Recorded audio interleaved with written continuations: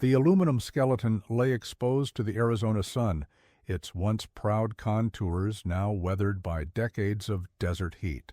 Among thousands of forgotten aircraft in what locals called the Boneyard sat a particular airframe bearing the faded serial number MH415, a Supermarine Spitfire Mach 9 that had once soared through European skies during history's greatest conflict. This wasn't just any abandoned aircraft slowly disappearing into obscurity. This was a machine that had carried 17 different pilots on 79 operational missions, survived countless encounters with enemy aircraft, and endured the rigors of frontline service. As it rested silently in the desert heat, few would have imagined this battle-worn veteran would not only fly again but would become one of the most celebrated aircraft restoration stories in aviation history. Before we dive into this extraordinary story, tell me in the comments, which city are you watching from? It's incredible to see our historical community spread across the world. And if you're new here, subscribe to the channel and turn on notifications. Each subscription helps us continue unearthing these fascinating stories that shaped our world. Now, let's get to the story. To understand MH415's significance, we must journey back to 1942, when the air war over Europe had reached a critical turning point. After the RAF's heroic defense during the Battle of Britain, Allied air forces had begun taking the fight to occupied territories. However, the introduction of the formidable Focke-Wulf 190 had given the opposing forces a significant technical advantage. The Spitfire Mk-Phi, the RAF's frontline fighter, suddenly found itself outperformed. The iconic defender of Britain now needed an upgrade to meet this new challenge. The British response came in the form of the Spitfire Mk-9, essentially the proven Spitfire airframe, married with the more powerful Merlin 61 engine featuring a two-stage supercharger. This engineering solution proved inspired.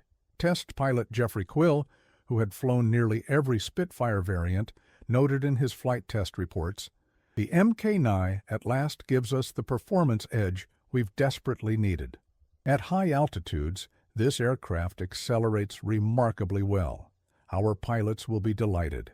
Air Chief Marshal Sir Hugh Dowding, who had led Fighter Command during the Battle of Britain, was more succinct after witnessing demonstration flights.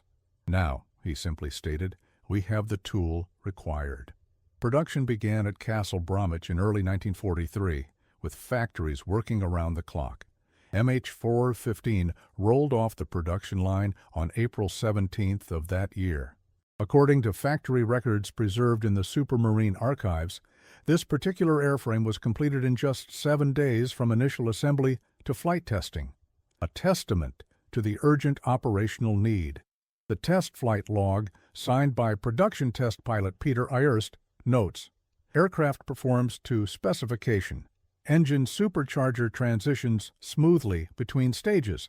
Aileron response particularly crisp. Recommend immediate deployment to operational unit."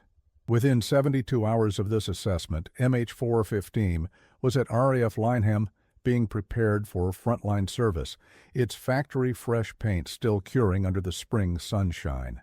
The aircraft's destiny would be with number 485 Squadron RNZLF, a Royal New Zealand Air Force unit serving within RAF Fighter Command. This squadron had already distinguished itself over the previous 2 years, participating in numerous operations over occupied France. By the time MH415 arrived at their base at RAF Selsey in Sussex, the squadron had established an impressive operational record. Their new Spitfire was quickly adorned with the squadron code OUV and assigned to Flying Officer John McElroy, a 23-year-old from Wellington, New Zealand. McElroy's personal diary, now preserved at the Air Force Museum of New Zealand, contains his first impressions. "Took the new kite up for a familiarization flight today.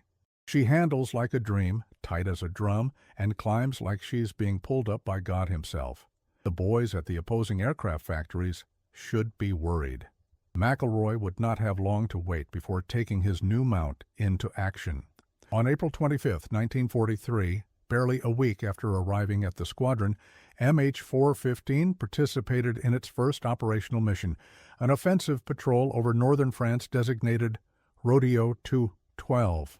The squadron's operations record book, meticulously maintained throughout the conflict and now housed in the UK National Archives, records 12 aircraft led by SLDR Wells departed 07:35 hours.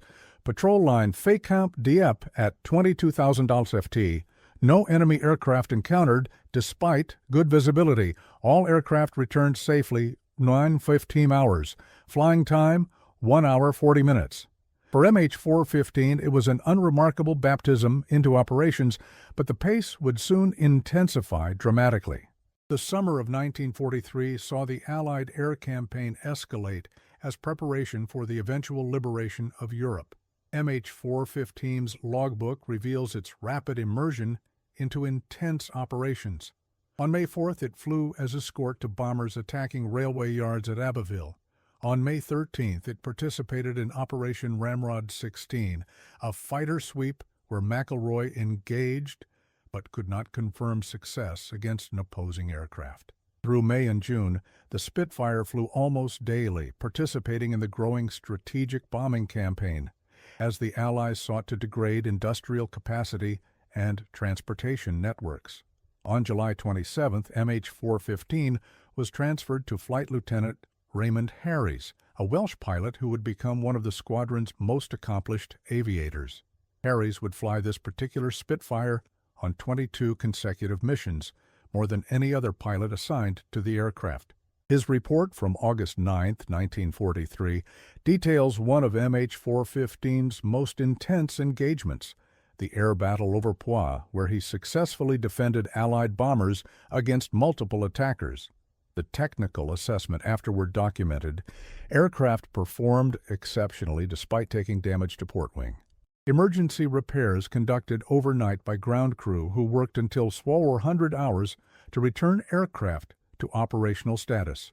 Such was the desperate need for every functioning fighter during this phase of the strategic bombing campaign. By autumn 1943, MH415 had already survived more operational sorties than the average Spitfire's lifespan. The aircraft participated in the shuttle bombing raids to North Africa, where Allied bombers would strike targets in southern Europe, then continue to airfields in Algeria rather than returning to England. Technical records show that during its time in North Africa, the Spitfire endured punishing environmental conditions. Ground Crew Chief James Barnett noted in his maintenance log, "Sand infiltration severe, despite filter modifications. Oil changes now required every second day rather than weekly. Cockpit temperatures exceeding 120 degrees Fahrenheit in flight. The Merlin engine, designed for the cool dampness of British operational conditions, required constant attention to prevent overheating in the North African climate." By early 1944, as the Allied air forces prepared for the coming liberation of Europe, MH415 had been transferred to No. 145 Squadron, operating from airfields in southern England. The aircraft underwent its second major overhaul, receiving updated radio equipment, modified propeller blades for improved low-altitude performance, and the distinctive black and white invasion stripes that would identify Allied aircraft during the coming operations. Squadron records indicate the aircraft was also fitted with bomb racks under the wings, transforming it from a pure fighter into a fighter-bomber capable of carrying two 250-pound bombs, reflecting the evolving tactical requirements as the Allies gained air superiority. On June 5, 1944, MH415 was transferred yet again, this time to an elite unit, the personal squadron of Wing Commander James "Johnny" Johnson, the RAF's highest-scoring Western Allied ace. Johnson had specifically requested Spitfires with the most combat experience for his hand-picked pilots, believing these seasoned aircraft had proven their reliability. According to Johnson's memoir, Wing Leader, he conducted a personal inspection of each aircraft assigned to his wing. "I want machines that have proven themselves. Let the rookies have the factory-fresh kites. Give me the ones that have taken punishment and come back. They've demonstrated they can survive." MH-415, with its extensive combat history and numerous repair patches, met his criteria perfectly. Under Johnson's command, MH-415 would participate in one of history's most momentous military operations. D-Day, June 6, 1944, saw the Spitfire fly 4 separate missions, providing low-altitude cover for the landing beaches. Radio transcripts preserved at the National Archives revealed Johnson's terse communication as he led his section above Sword Beach. Bandits, 10 o'clock high, moving to intercept Angels 15. During the engagement that followed, MH-415 successfully defended Allied landing craft from attack. However, the victory came at a cost. The Spitfire itself sustained damage, and Johnson suffered a minor arm wound. Despite this, he managed to return the aircraft safely to base, where ground crews counted numerous impact marks throughout the airframe. The engineering officer's assessment was serious. Aircraft requiring extensive work. Recommend replacement of wing section, rudder assembly, and instrument panel. Estimated repair time, 14 days minimum. In normal circumstances, this would have meant the end of MH-415's involvement in the crucial D-Day operations. However, the desperate need for every available aircraft led to an extraordinary repair effort. Under the direction of Chief Engineer Officer Michael Townsend, a team of ground crew worked in continuous shifts for 72 hours straight. Townsend's handwritten log records used components from other aircraft, fabricated rudder components from local materials. Aircraft returned to operational status 0530 hours June 9th. Performance slightly degraded, but within acceptable parameters. This rapid repair allowed MH-415 to participate in the critical days following the initial landings, as the beachhead was secured and expanded.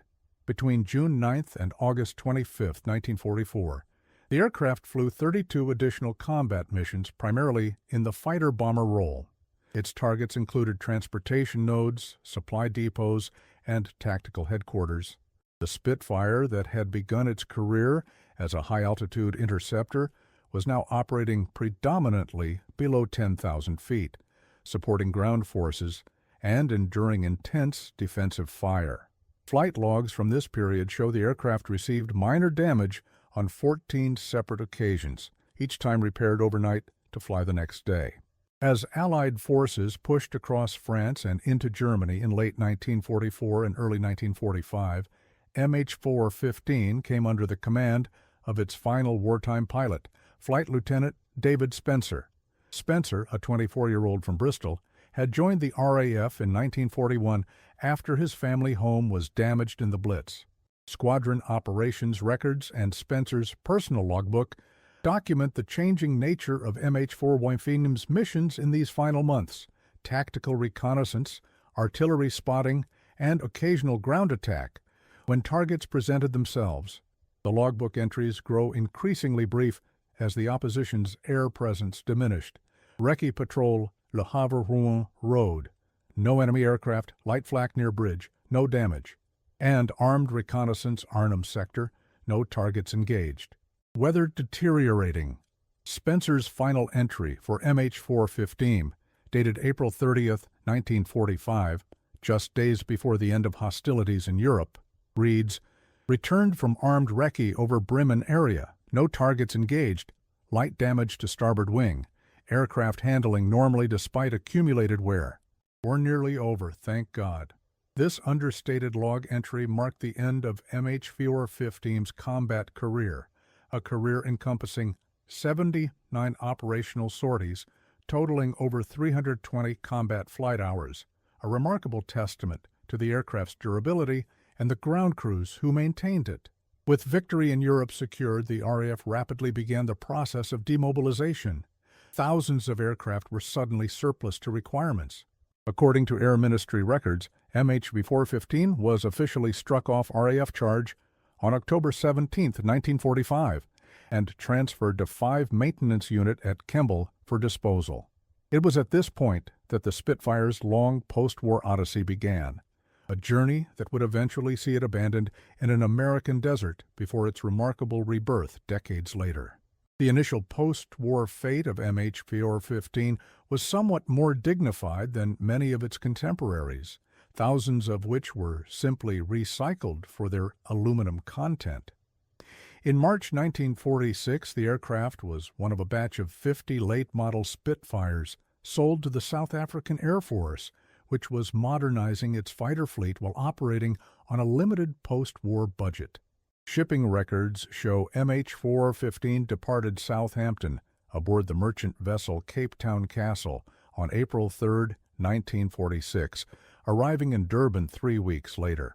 South African Air Force accession documents list the purchase price as $2,000, approximately 20% of the aircraft's original production cost of $9,500 in 1943.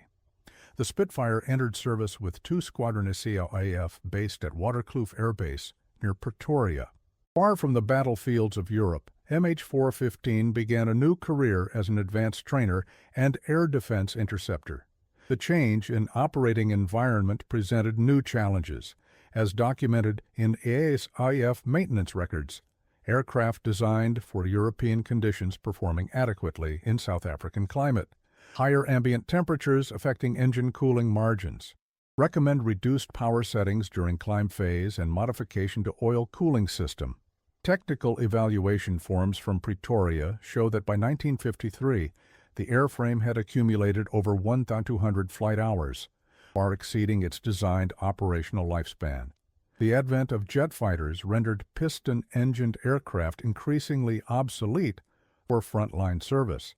In December 1953, as the CAF began receiving its first de Havilland Vampire jets, MH-415 was placed in storage at number 15 Air Depot outside Pretoria. It might have ended its days there, eventually recycled, or perhaps preserved in a museum. But geopolitical developments would send it on another journey. As Cold War tensions escalated, the newly independent India was seeking to build up its air force. Diplomatic correspondence between South African and Indian representatives, now preserved in the Indian National Archives, reveals negotiations for the purchase of surplus military aircraft, including Spitfires, Harvard trainers, and Dakota transports.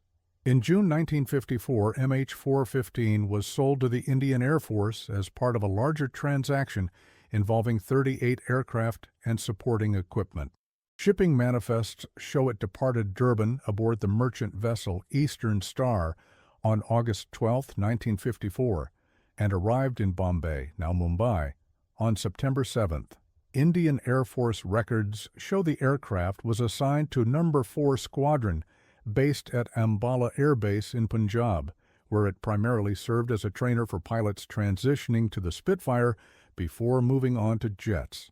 The technical service file indicates the aircraft received a major overhaul upon arrival in India, including a replacement engine, new propeller, and updated radio equipment. MH-415's Indian career would be relatively brief. Service records from the Indian Air Force Archives in Delhi indicate the aircraft suffered a landing accident in November 1956 when hydraulic failure caused the undercarriage to collapse upon touchdown at Ambala Air Base.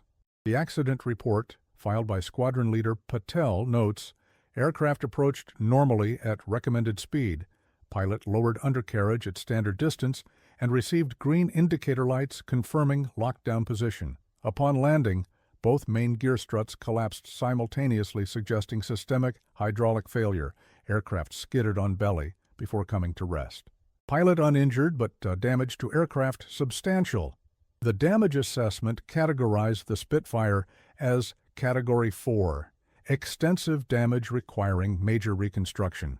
While technically repairable, the accident coincided with India's accelerated modernization program, with Soviet-supplied MiG fighters beginning to enter service. The decision was made to retire MH-415 permanently. For the next 2 years, the damaged Spitfire sat in open storage at Ambala, occasionally used for parts to keep other aircraft flying. In 1958, as part of a general clear-out of obsolete equipment, the Indian government sold a large batch of surplus aircraft to various private buyers. According to disposition records, MH415 was purchased by International Aircraft Recovery Ltd., a British company specializing in acquiring ex-military aircraft for civilian use or for use as movie props. The company paid the equivalent of $350, essentially salvage value, for the damaged but still largely intact Spitfire. After being shipped back to England, MH415 entered perhaps the most unlikely chapter of its existence. The aircraft was purchased by 20th Century Fox for use in the 1969 film Battle of Britain. Repainted and modified to represent an earlier mark of Spitfire, it was used for ground scenes only, as its engine had been removed and sold separately. Film production records from the Pinewood Studios archive reveal that MH415 appears in several scenes, most notably as the background aircraft during a briefing sequence filmed at the former RAF Duxford, coincidentally where the aircraft would later be restored. When filming concluded, the empty airframe was sold to an aircraft broker in California named Charles Darby, who specialized in warbird acquisitions and sales.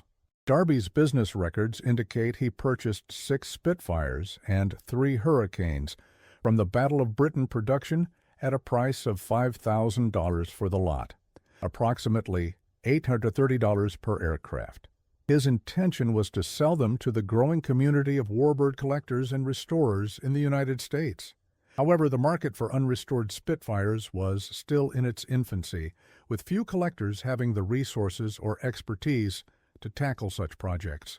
After failing to find a buyer for MH415, Darby eventually transported the empty airframe to an aircraft storage facility in Tucson, Arizona, a common location for retired aircraft due to the region's low humidity, which slows deterioration.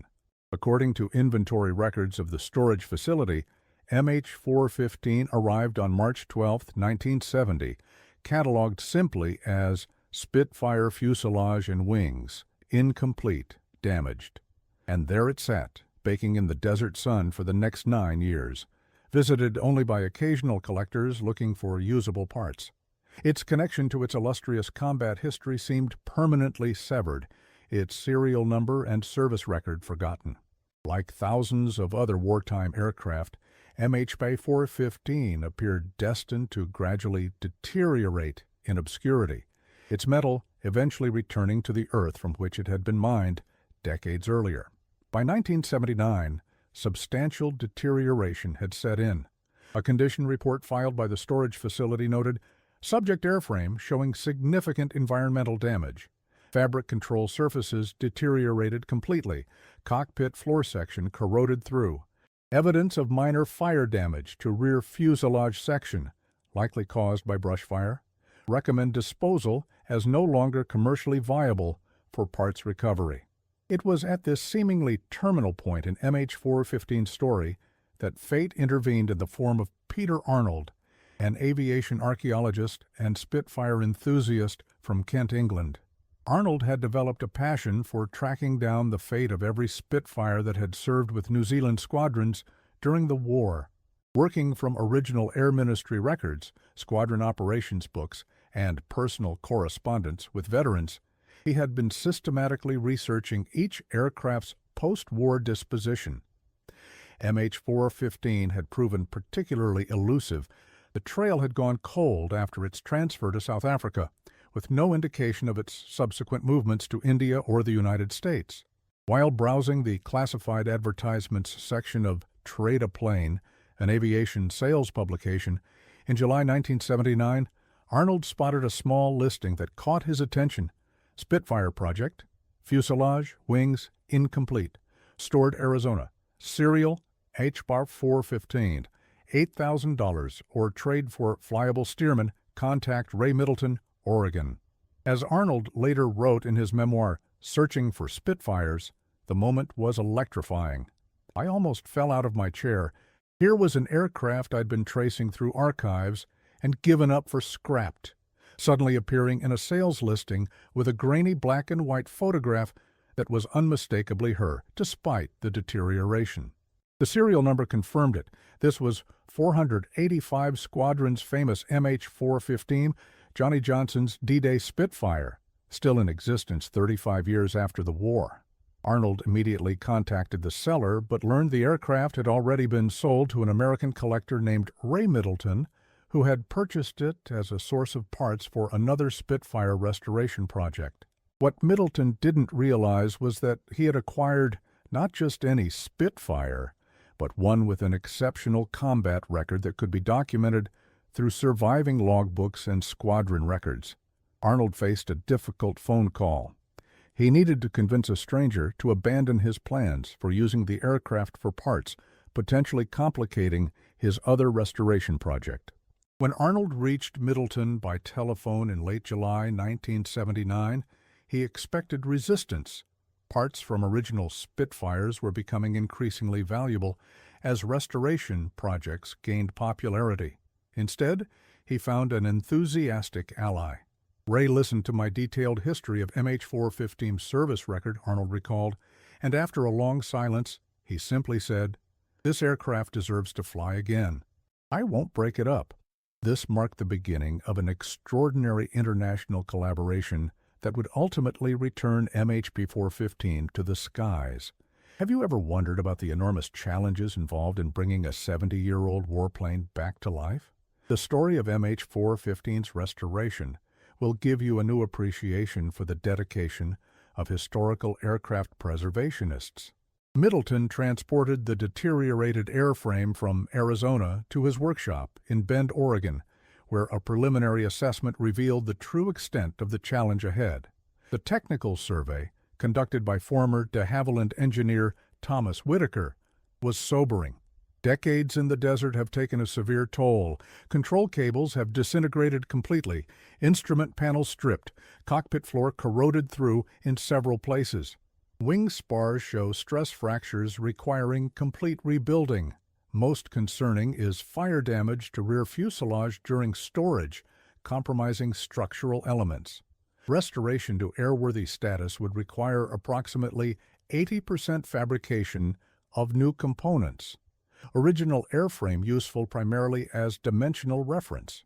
For many projects, such an assessment would have been the end. The cost and complexity of the restoration would far exceed the aircraft's market value, making it economically unjustifiable.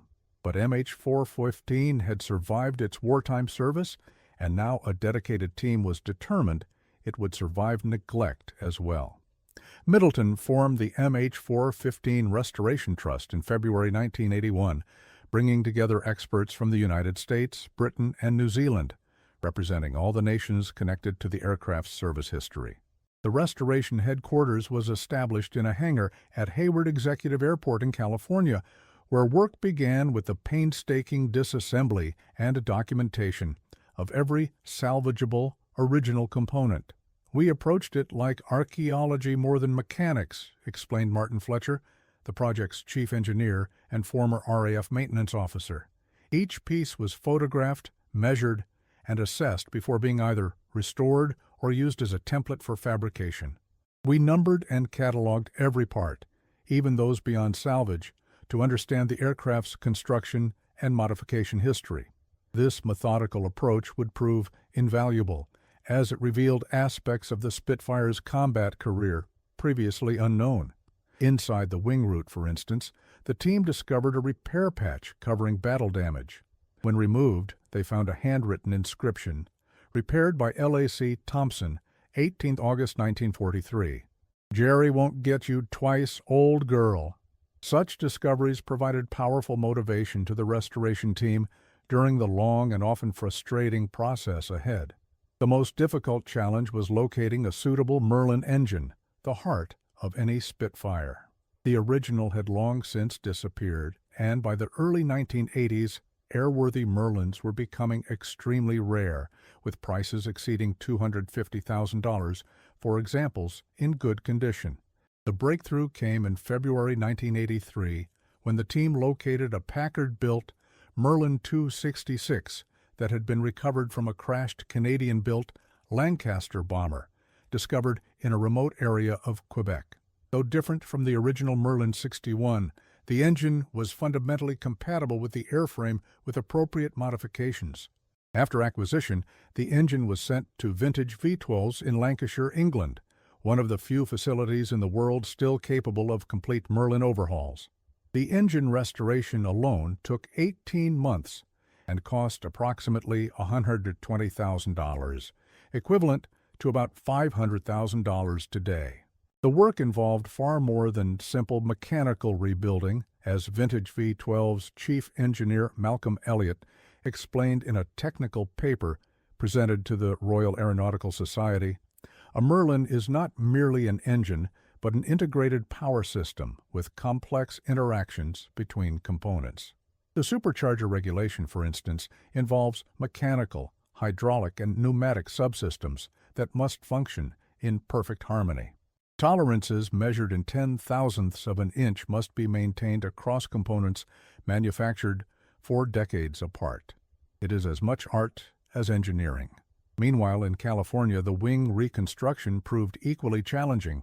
The complex elliptical shape of the Spitfire wing, a design feature that contributed to its exceptional performance but made it notoriously difficult to manufacture, required the construction of special jigs based on original supermarine drawings obtained from the British Aerospace Archives. According to workshop logs maintained by Fletcher, the wing rebuilding consumed over 12,000 man-hours across 3 years, with each rib hand-formed using traditional English wheel techniques, just as they had been during wartime production. If you're enjoying this remarkable story of aviation preservation, take a moment to hit the like button. It really helps our channel continue bringing these incredible historical stories to light. By mid-1987, the project had consumed over $1.2 million, far exceeding initial estimates, and was still years from completion. Financial reality forced a difficult decision. We simply couldn't sustain the pace with private funding, Middleton acknowledged in the project newsletter from November 1987. The choices were stark: slow the restoration to a crawl, mothball the project entirely, or find institutional support. The solution came from an unexpected quarter. The historic aircraft collection, based at Duxford Airfield in Cambridgeshire, England, offered to acquire the project and complete the restoration in the UK, bringing MH415 home to the country from which it had originally flown into combat. The complicated logistics of transporting the partially restored components across the Atlantic were managed by the RAF Museum, which arranged for a C-130 Hercules transport to carry the disassembled aircraft as part of a goodwill mission in March 1988. Upon arrival at Duxford, the project was placed under the direction of John Romaine, one of Britain's most experienced warbird restoration specialists, whose company, Aircraft Restoration Company, had already returned several Spitfires to flying condition. The British phase of the restoration brought new challenges but also advantages. Access to original factory drawings and specifications was easier, and the team could consult with elderly engineers who had actually worked on Spitfire production during the war. Ken Miles, a 93-year-old former supermarine toolmaker, visited the project regularly, providing invaluable insights into manufacturing techniques that had never been formally documented. "The drawings tell you what to build," Miles explained in an interview with Flypast magazine, "but not necessarily how to build it. There were workshop practices, little tricks and techniques that we all knew but never wrote down. Things like the correct hammer weight, performing the wing leading edge curve without creating stress points, or the specific sequence for riveting the fuselage frames to prevent warping." The restoration of the cockpit proved particularly difficult, as few original Mickey-9 instrument panels remained intact in collections worldwide. The solution came through an international network of Spitfire enthusiasts who contributed individual instruments from private collections, an original altitude indicator from Australia, a period correct compass from Canada, a genuine reflector gun sight from a museum in New Zealand. Each component required its own restoration before installation, with special attention to preserving original markings and patina rather than creating a factory-fresh appearance that would diminish the aircraft's authentic character.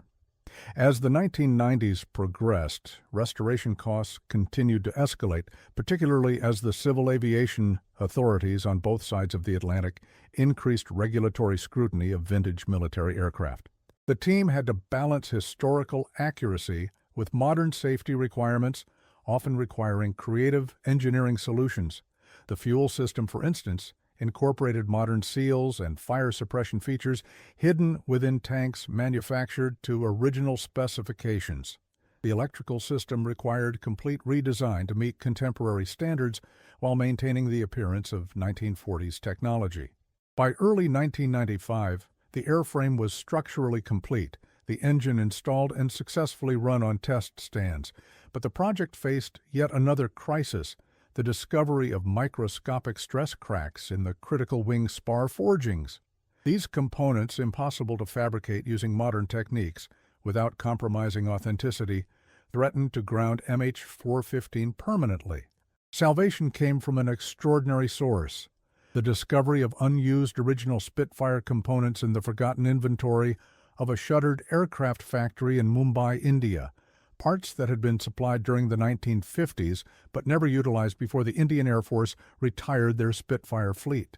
The acquisition and importation of these critical components involved complex negotiations with Indian authorities, who initially classified the parts as historical artifacts, subject to export restrictions. After 17 years of restoration work, 3 countries, and expenditure exceeding $2.5 million, approximately $4 million of ours, the decisive moment arrived on September 15, 1996, Battle of Britain Day, a date of immense significance in RAF history.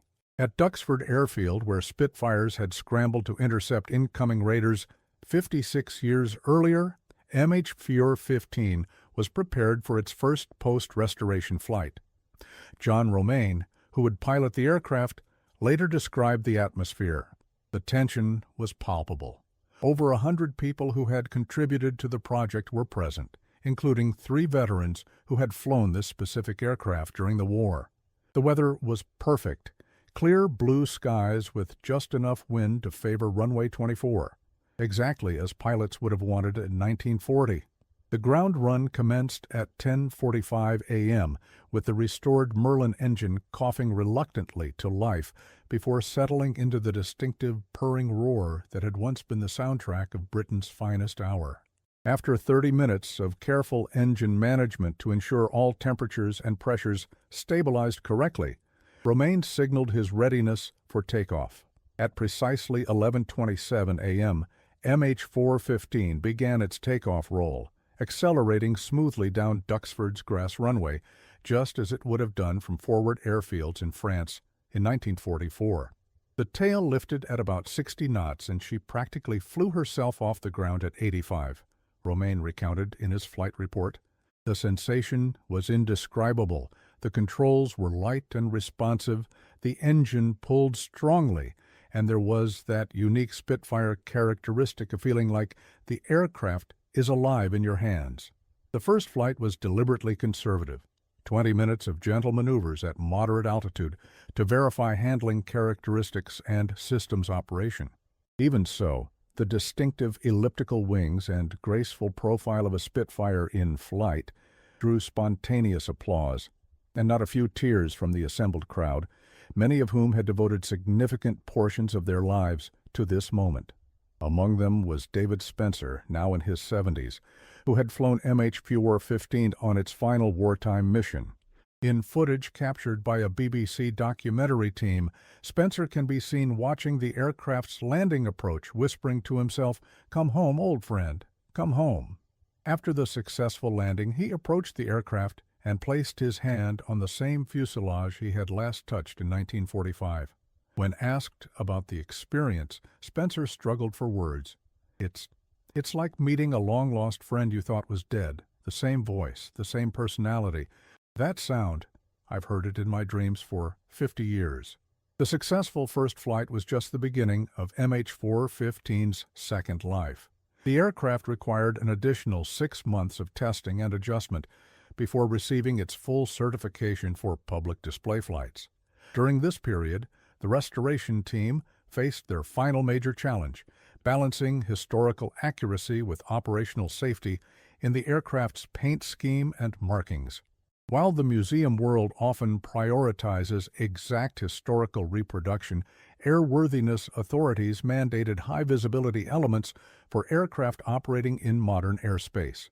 The compromise reached was to restore MH4-15 in its authentic 485 Squadron markings from August 1944, complete with invasion stripes and squadron codes, while incorporating slightly enlarged national insignia and modern identification numbers in unobtrusive locations. The camouflage pattern was meticulously researched using wartime photographs and surviving paint fragments found during restoration, with special attention to the patina that operational aircraft quickly developed at frontline airfields. Slightly faded paint, oil staining near engine panels, and the subtle wear patterns around frequently accessed service points. Since its return to airworthiness, MH4-15 has become one of the most recognized and active Spitfires in existence. Unlike many preserved aircraft that fly only occasionally, the restoration team's philosophy emphasized that this veteran deserved to be seen and heard by as many people as possible. As John Romaine explained in an interview with Aeroplane Monthly, these aircraft were built to fly, not to sit in museums. Every time a Spitfire takes to the air, it connects people with history in a way no static display ever could. The sound, the smell, the sight of it against the sky, these are visceral connections to the past that help us understand what those young men experienced. The aircraft has participated in major commemorative events across Europe, including the D-Day 60th anniversary in 2004, where it led a formation of Spitfires over the beaches of Normandy, following almost exactly the route it had flown on June 6, 1944. The aircraft has also served as an ambassador for historical education, featuring in numerous documentaries and appearing at air shows where veterans and their families can connect with tangible history. Perhaps most poignantly, in 2005, MH4-15 was flown to New Zealand for a special memorial event honoring the pilots of 485 Squadron, where it was reunited with 3 former pilots who had flown the aircraft during combat operations. Jack Stafford, then 84, who had flown the Spitfire on 4 missions in May 1943, described the experience, "I never thought I'd see her again.